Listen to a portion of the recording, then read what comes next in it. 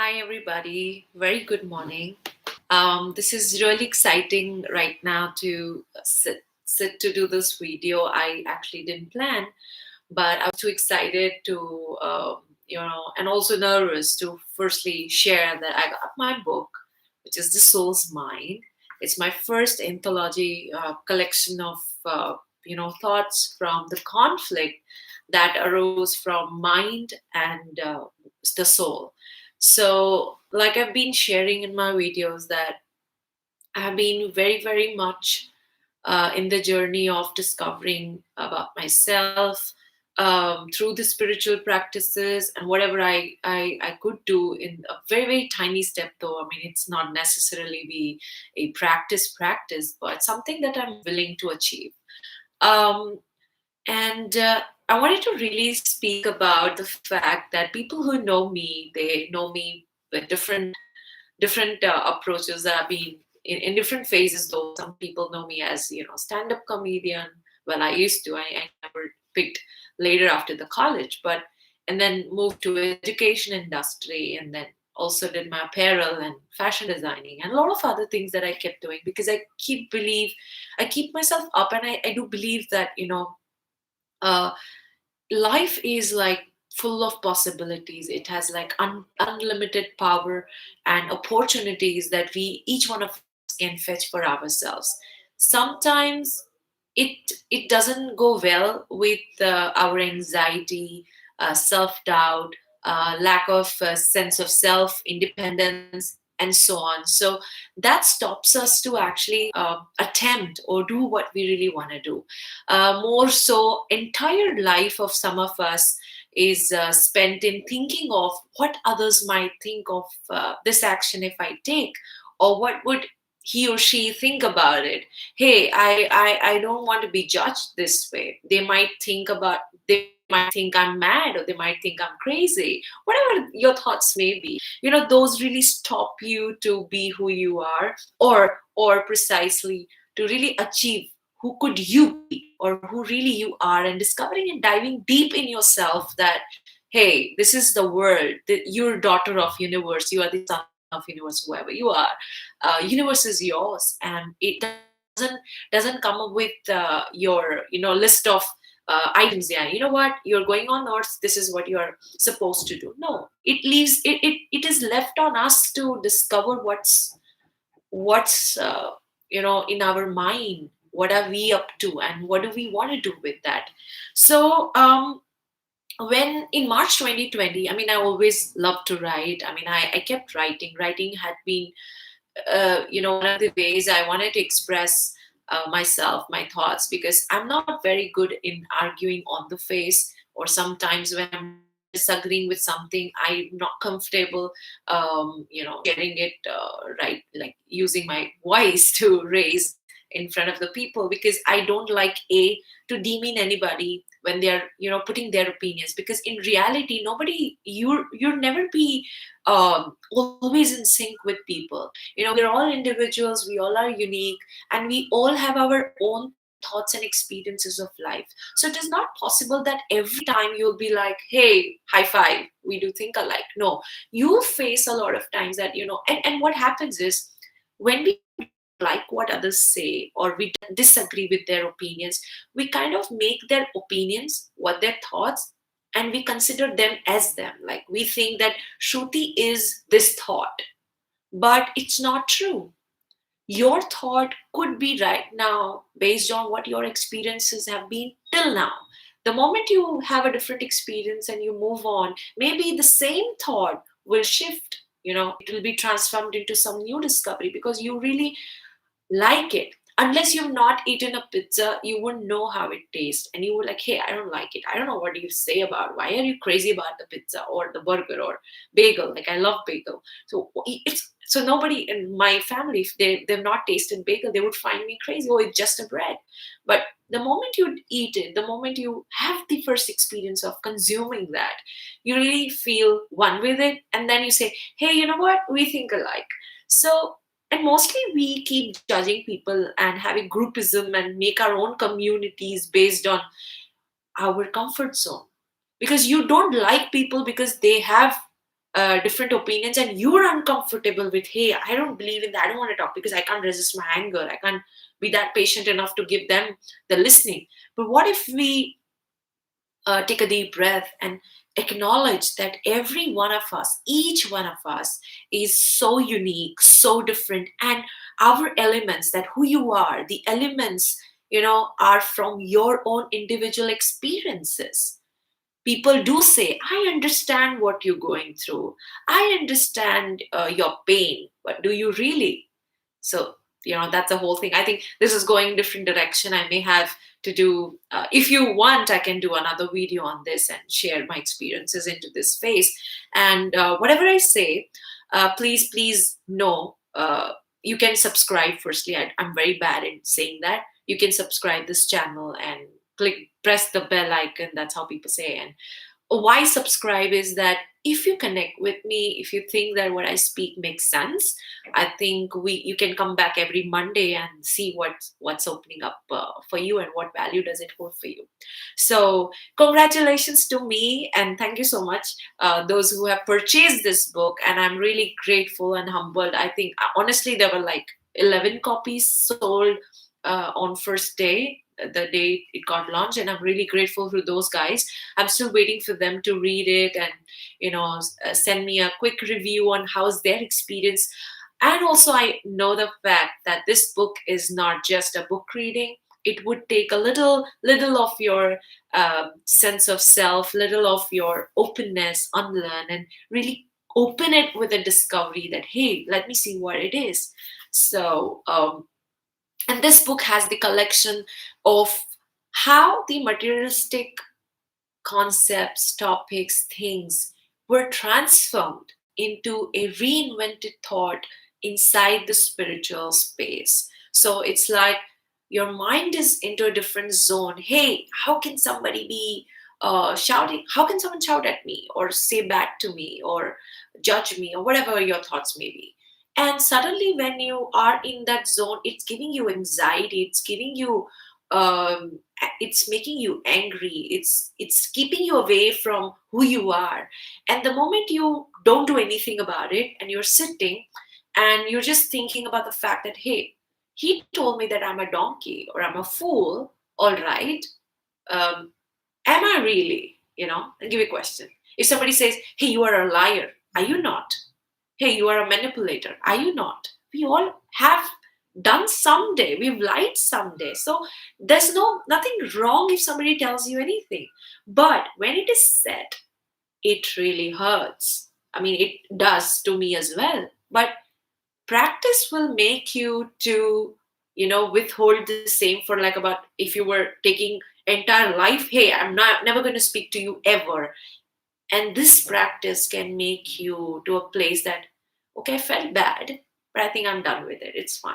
I mean, it was just said, and you move on. So that's the practice. Like, I remember we watch a lot of dramatic movies and romantic movies, and people don't talk to each other. The entire movies is based on that I didn't communicate or express what I wanted to say. And the whole 3 hour journey is showed to us that how finally the regret of not communicating. What if they would have? They would have met forever. So that's how life is.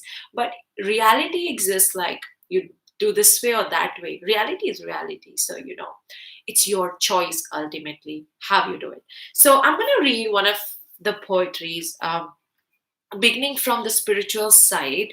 I don't know how many of you would get this, but let me just show you something I have. So this is the page.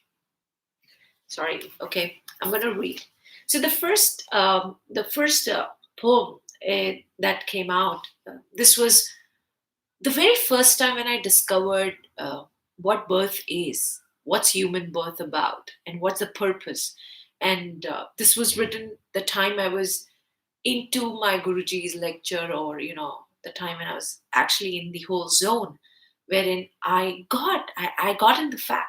I got in the fact that, yeah, this human birth isn't to be rich, isn't to be famous, isn't to be good, isn't to look good, isn't about being nice to people. Being nice meaning that you be nice, but you're actually not being nice. You want to show people we want to show people that we are nice, we are good, because it looks good if we do that. But are we really from the inside? Imagine you telling good to somebody, hey, I like your dress, but inside you're thinking, what the hell are you wearing? you know that's what we keep doing. So that's okay. I'm not saying that, hey, from today you just leave it and be nice and be honest. No, it'll be a war if you kind of start talking that honestly, because most of the times you don't talk from the sense of being yourself. You talk from your judgments, comments, and the layered content that you consume every day. Your words are that. So be careful. Like, if your words are not good enough to make somebody happy, don't speak. I mean, that may harm a soul. So give time to yourself. It's very, very easy to say, hey, that person needs to change and this is bad and that is bad. But until you wear their shoes, or um, you know that the position they are in right now is because of them, it's because of their work. And if you're sitting in your room and watching TV and just cursing people, I think you're just being uh, the speaker, but you're a person of no action. So that's what I did. Everything that what I'm saying is from my life, and I have done everything that I'm saying. So, but honestly, I'm really happy to have this kind of transformative approach in my life, wherein I'm open to learn, I'm open to accept the fact that I'm nothing, you know, and it will take time, but I love to say to myself, before I read this, I wanted to also acknowledge the fact that I wouldn't have got this published ever. And I want to thank my sister, Meeti Nagar. She's younger to me, but yet we don't look that way. She's very mature, and she has sense of individuality in her. And I think if she wouldn't have pushed me saying that, hey, why don't you get your books, poetries published, that really makes sense. So she connected with it. I said, all right. I said, who would buy it, who would understand what I'm saying? And I don't want to keep it keep it for sale, because it's something that requires somebody's discovery. It's not a go feel good, hey, yeah, wow, this is good, writing is bad, whatever review. Like, we read books, I love that book, but I think this book is more about, I think it's like a friend. It's like you start reading it, it helps you to vent, and while you end the poem, it reinvents yourself. So, well, that's up to you how you take it. But yes, I'll help you to read it so that you can take the best value out of this. All right. So, this is first poetry that I want to read. Like I said, it was about the birth. The poetry is the birth, another cycle, and another cycle, and another birth. So this is about we, like human beings. Of course, my videos will be watched by human beings. I'm saying the other species as well. So that's their birth. We're talking about human birth here. Another birth and another birth. I'm back in cycle. This time a human, certainly not a recycle. She cares and loves me, and I'm forgetting you. I see new strings attached. Why did you detach? I cried to tell who I am, they did not understand, and fed me a pie I failed to withstand. It's like this beautiful imagination. I have this is like, you have a lotus. This depicts God. This depicts, universe. This depicts your where we come from, the soul, which the soul who are like not in a form of soul, like they are no body, and they are here. And there's this whole pipe that goes into, this is mother's womb, if you can see. This is mother's womb, and that's life. So it's like, and the scissor is the detachment, like God sent us to the world to discover who we are in reality. And so a soul is crying for the fact that everything is new right here. I don't know, why am I here? I was quite comfortable with you. I don't understand. Why did you detach with me? Why am I not with you anymore? Why this body? And so this is the whole interpretation of the birth that comes from God. We just come from this the so we are part of God. So the अंश in Hindi हम बोलते हैं उसको कि अंश है भगवान के, तो we come from that lotus, and it it's in the womb now. and it is crying. Hey, I was crying because I didn't see you anymore, but they kept feeding me with some food, and I don't understand why are they doing it. The newborns are there, and we try to figure out why are they crying. Are they uncomfortable? Are they hungry? Whatever. But that's the soul cry. So this is a poem. I'm reading it again so that you can dive in with me and really get who we are. The birth. Another cycle and another birth. I'm back in cycle, this time a human, certainly not a recycle. She cares and loves me, and I'm forgetting you. I see new strings attach. Why did you detach? I cried to tell who I am. They did not understand. And they fed me a pie I failed to withstand, and says the newborn. So I think this is one of my very, very favorite poetries because it's so powerful that I can still recall the time when I really realized I'm no more a body. I'm like, the body is for the duties and actions that we are here to do. But the soul, the body needs to help the soul to really discover who the soul is. I mean, and what's the real purpose in life. So that's one of the poetries. I hope you could connect. If not, then please take time, read it again and again. I'm sure you'll get this right. So in line to this, I want to read the poetry which kind of builds on what I read just now. Is the ultimate goal. I know the ultimate happiness is you. Why am I still here? What is due? Each day my mind cries for you, but only after I am dejected by a few. A soul has been trapped, a soul has been into this trap I make, wondering how many more births I will take, detaching and realizing I'm in a long queue to get absorbed forever in you. So, this poetry is the discovery of the fact that ultimate goal, like we all human beings seek happiness. That's why we keep trying to do something and the other, because why? Oh, I may feel good about it, I may be happy. Hey, let's go out, it's Sunday, let's eat some food outside, or let's go for a coffee. Why? Oh, it'll make you happy because you think it'll make you happy. So when I realized that, hey, the materialistic world is endless, like the universe, and if I walk in the materialistic world, I will only feed greed, arrogance, anger, and desire. I mean, I'm only going to feed that. Once you eat something in a restaurant, you're going to shout about it and tell everybody, hey, you know what? We went there. Why? Because it gives you sense of ownership. Hey, I went there and I know it's good. So please go there. And again, oh, it's an anniversary. Let's go out. Why? Because you think these things are going to make you happy. Or when you come home, imagine what happens when you go to your favorite restaurant and you eat your favorite food and somebody feeds you this much of food. You start hating that food because there's a capacity to eat, right? Unless you're like quite pro in it. But it takes a lot for you to finish that food.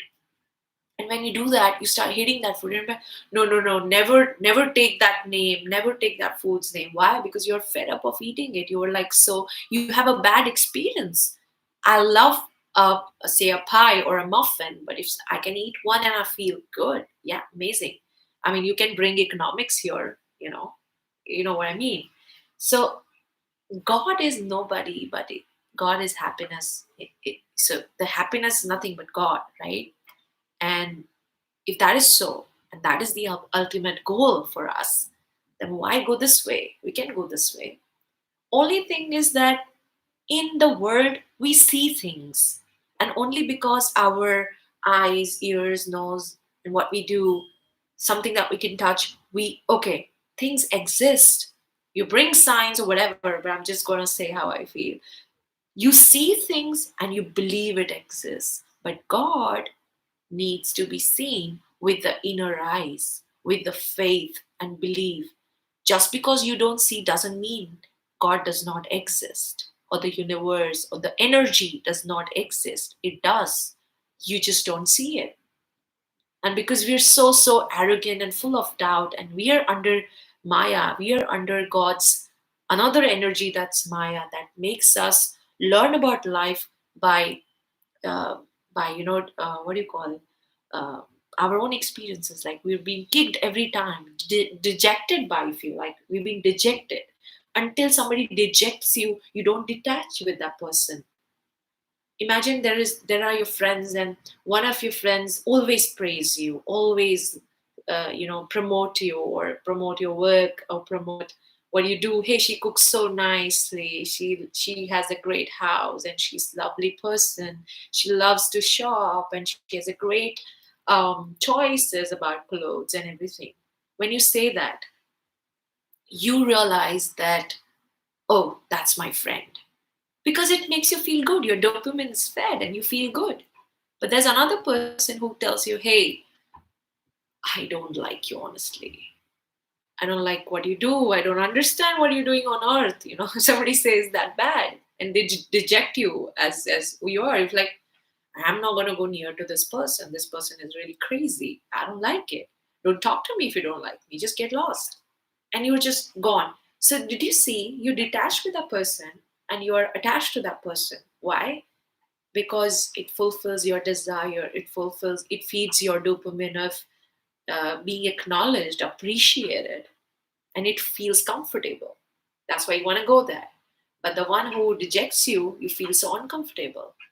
But honestly, the real opportunity to grow is this side where you are dejected, because that's the reality. Nobody in the world is uh, waiting for you to be happy. They're all caring for their own happiness, which is okay. That's not bad. People say nobody is selfish. Everybody. Sorry, I just said it reverse. People, there was this. Hey, she's into social service, and she's so selfless. But when I was into social service, I know myself. I wasn't selfless. I did it because I loved to do it. I did it because I really wanted to do it, and I did it because it made me feel sense of I was contributing to somebody, and I felt good about myself. That's why I was in social service. So how can I be selfless? I did it for me. Yes, my action that made me feel good were good, because that also made other people feel valued or contributive. Like I contributed to their education, or maybe taught them something. But in return, I also got sense of, a feel good, space to be in, to be heard, to be appreciated, and that's why I was doing it. So it's a very powerful definition. And we human, like I always call it human beings, as if there are some other people also watching, but other species watching my video. But all of us have this thing that we always want things black and white, good or bad, good or bad. Hey, you like it or not like it, but you can be indifferent as well. Not necessarily you have to say this is good and this is bad. It could be something else. Just because I don't like it, I cannot universally claim.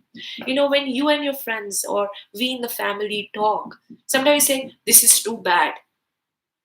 However, we are supposed to say, in my opinion, or as per my experience, I feel this is bad, but I'm sure it may be good for you. So we have to not invalidate others' opinions, others' view so badly that it adds and feeds your arrogance. I mean, you're really dejecting some people and their thoughts, because forgetting the fact that, hey, the experiences you've had are not the same the person would have it. So, this is all the discovery altogether. I'm going to read it again. Ultimate goal. I know the ultimate happiness is you. Why am I still here? What is due? Each day my mind cries for you, but only after I'm dejected by a few. A soul has been into this trap I make, wondering how many more birds will I take? Detaching, realizing I am in a long queue to get absorbed forever in you. So to get absorbed forever, meaning that you have to go back here. So that's one of the poetries. And since I have time, I'm going to read. So I've also added a lot of uh, poems which are talking about women. So don't. So I have not written from the fact. I'm not coming from the place that women are always. No, I appreciate men, women, every species in the world, and they have their own journey. But this birth that I have is for women. So of course I had to voice that out here. And those were written when in the family we were discussing about, not discussing, but something came out that what is the role of women as a daughter-in-law and daughter and stuff like that. So those times I also wrote certain poetries, which I'm going to read next Monday. I think these two were so close to me, so I had to start with it. There are some, prose thoughts. There are some, just random ideas in the book as well. But those all came right then. So I did not edit in a way that, that won't look good or won't look bad, or it should look nice to people. They should understand. I just wrote it the way it was, authentically, so that what I felt reaches to a lot of people.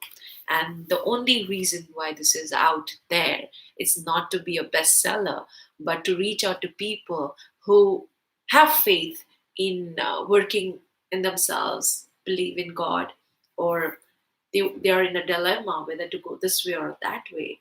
I think you can hold this or own this, at least keep in your shelf. So um, it is gonna send some energy, some vibe that will bring back to you one day, whenever it is, whenever your soul is ready to find their soul urge. So okay, I think I can read one more since it is live and okay.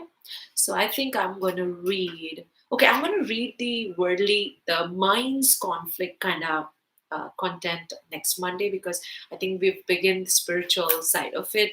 Let me just complete that.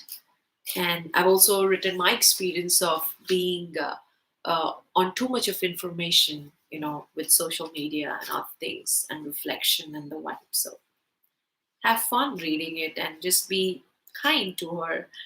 Okay. So this is another. I want to end this live with this. The poetry is seeker.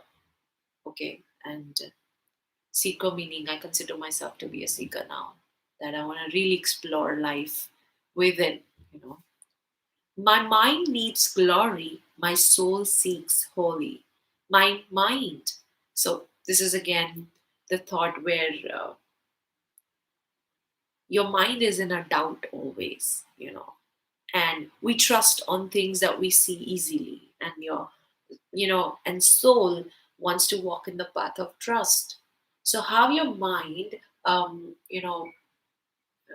soul, so trust and doubt, bridge to make you reach and discover where you're supposed to head. So this is the poetry that I'm going to read it. You read it yourself and see how you interpret it. So I can interpret it the way I wrote it. I can share how, but it'll be more fun how you relate it and how you connect it with your own life. So let me know. Some of the poetries might be relatable, like literally relatable, and some will be metaphoric. So you'll have to really read it again to see, okay, what is the poem actually making you connect with. So be kind to yourself as well. Don't be harsh to complete the book or understand it then and there. Take time. I think it'll be really fun to own this and pick one poem a week and just delve into the whole poetry until you really you know get the best value from it. So thank you so much. I think it was a long time I've gone live. I generally don't. I don't know why, but maybe it's just lack of time.